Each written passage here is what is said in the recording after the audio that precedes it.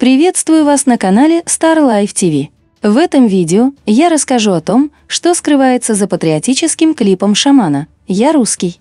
22 июля 2022 года состоялась премьера клипа Ярослава Дронова, известного под псевдонимом «Шаман», на песню «Я русский».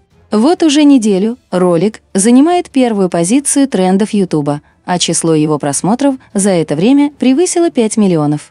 Новое творение стремительно набирающего популярность исполнителя позиционируется как патриотическая песня. На фоне нынешней политической ситуации в мире многие восприняли ее как гимн русского народа.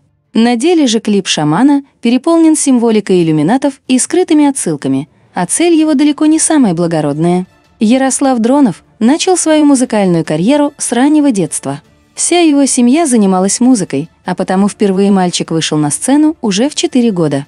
В 2013 году Ярослав принял участие в 3-м сезоне проекта «Фактора», где стал объектом повышенного внимания со стороны Аллы Пугачевой. Парень занял 3-е место и получил специальный приз от Примадонны. В 2014 году «Шаман» участвовал в 3-м сезоне шоу «Голос» и занял там 2-е место. Начиная с 2020 года Ярослав Дронов выступает под сценическим псевдонимом «Шаман». Согласно определению, шаман – это человек, способный в состоянии транса общаться с духами и душами умерших. В интервью для YouTube-канала «Алена Блин» Дронов рассказал о выборе своего псевдонима. По словам артиста, во время выступления на сцене в него словно вселяется некая сущность, природа которой чужда человеческой. Когда я работаю на сцене, выступаю, даю концерты, из меня выходит такая некая сущность, энергия, которая просто все на своем пути сносит, и которой никак не подходит человеческое имя. Чуть позже Ярослав признался, что это состояние похоже на раздвоение личности. Это похоже, конечно, на раздвоение личности, но я держу это под контролем. О подобном явлении не раз говорили многие российские и западные знаменитости. Находясь на сцене, они словно становятся одержимыми, а власть и контроль над их телами получает неведомая сила. Шаман утверждает, что пишет слова и музыку к своим песням самостоятельно.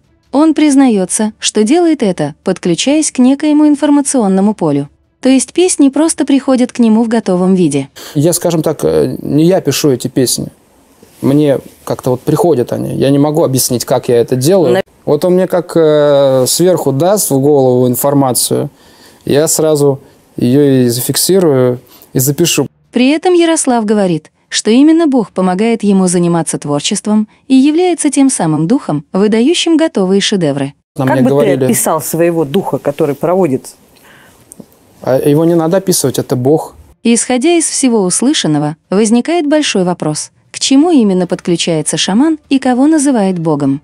Сценический образ Ярослава Дронова полностью соответствует его псевдониму.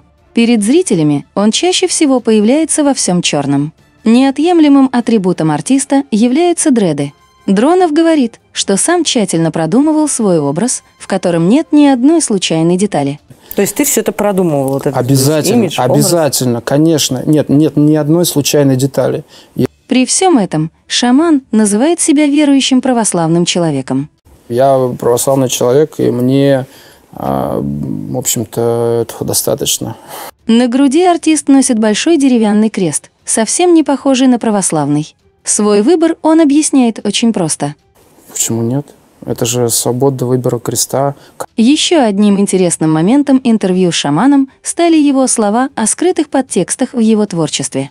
Артист говорит, что в каждой его песне присутствует 2-й смысловой ряд, в котором он затрагивает тему Бога. Во всех моих песнях есть какая-то строчка, или намек, или 2-й слой про Бога.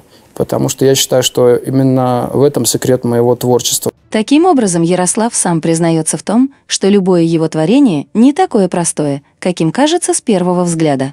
Настоящая популярность пришла к шаману зимой 2022 года, когда он начал сотрудничать с Виктором Дробышем. 23 февраля Дронов разместил на своем YouTube-канале песню под названием «Встанем». В ней говорится о подвиге наших предков во время Великой Отечественной войны, за память которых мы должны встать сейчас. По счастливой случайности, а именно так объясняет это шаман, Его новая песня вышла за день до начала так называемой спецоперации на территории Украины и стала актуальной. По факту же никаких случайностей не было, и все было спланировано заранее. Новая песня «Шамана» «Я русский» также позиционируется как патриотический гимн. В комментариях к клипу можно найти множество восторженных отзывов от представителей разных поколений. Люди говорят о том, что эта песня объединяет и способствует формированию чувства гордости за свою страну. Кроме того, зрителей радует тот факт, что творчество молодых исполнителей обрело смысл. С одной стороны, это действительно так, и песни «Шамана» на фоне Моргенштерна, Инстасамки и других подобных исполнителей кажутся правильными и глубокими. Однако по факту под видом патриотизма в подсознание зрителей закладываются и другие, не самые добрые идеи. На первых секундах клипа «Шаман» показывается идущим среди бескрайнего поля колосьев. В глаза бросается мрачное хмурое небо, которое совсем не внушает радости. Смысл данной локации станет понятен чуть позже. Певец останавливается и целует свой крест, после чего картинка резко меняется.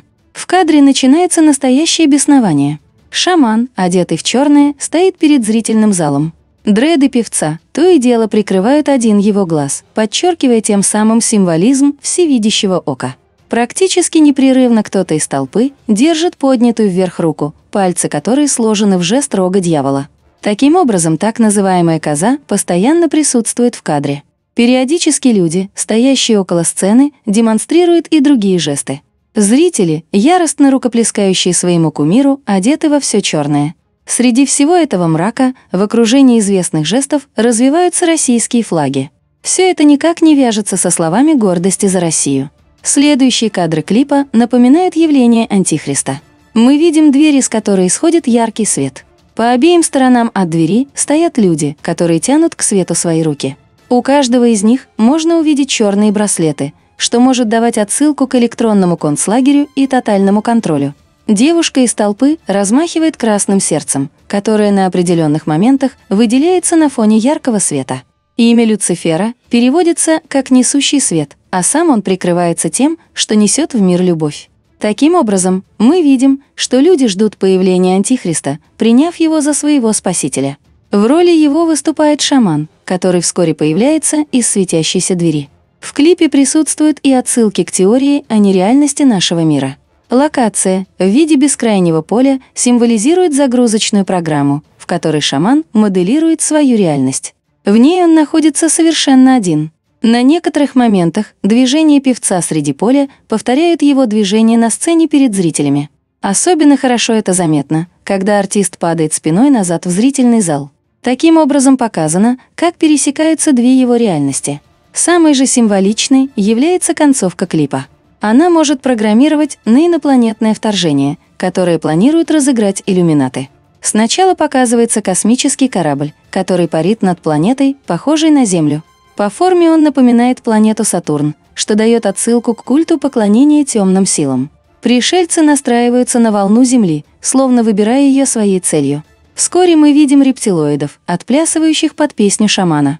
Таким образом, людей снова приучают к мысли о том, что инопланетяне, за которыми могут скрываться демонические сущности, милые и безобидные. Сама по себе песня шамана «Я русский» действительно способствует сплочению русского народа. Однако важно объединяться не только жителям одной страны, но и людям всего мира. Песня «Я русский» в глобальном смысле, наоборот, разделяет людей. У иностранцев она вызывает негодование, а русские, слушая ее, противопоставляют себя остальному миру. Таким образом, прекрасно работает принцип «разделяй и властвуй». Важно помнить, что любая война – это игра элит, которая осуществляется руками простого народа и не нужна ему. Единственная ее цель – это сбор гаваха. В своих интервью шаман говорит, что осознает ответственность за информацию, которую он несет людям. Я прекрасно понимаю ответственность. Кроме того, певец признается, что музыка оказывает огромное влияние на сознание человека. Поэтому мы влияем на души людей, на психику людей, настраиваем их на определенное, скажем так, позитивное, я надеюсь, настроение. С учетом того, что Ярослав Дронов самостоятельно создает свои творения, в том числе и сюжеты клипов, можно сделать вывод, что он осознанно выбрал свой путь и предпочел работать на систему. Спасибо за просмотр. Подписывайтесь на канал, ставьте лайки.